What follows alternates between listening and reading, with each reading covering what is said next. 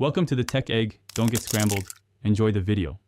You start by picking two images, the head you want and the body it will go on. Open both files and duplicate layers so you never overwrite originals. Use a precise selection method, quick select for speed or the pen tool for tricky hair, and refine the edge with a 1 to 3 pixel radius and contrast to match. Once selected, convert the head to a smart object and paste it into the target composition. This lets you scale and transform without quality loss, so take that extra second now. Now align and blend. Position the head so eyes and jawlines match key landmarks on the body, using free transform to scale, rotate, and slightly skew if needed.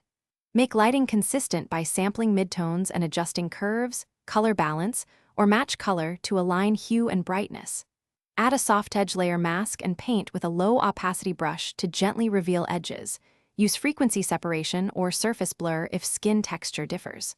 Once blended, group layers and add a subtle shadow layer. Finish by harmonizing tiny details.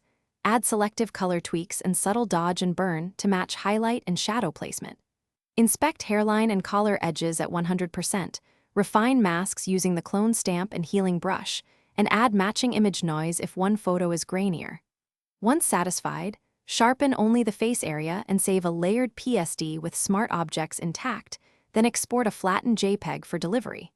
If something looks off, undo selective steps, recheck alignment, and remask the problematic edge. Thanks for watching. Consider subscribing if I helped unscramble your problems.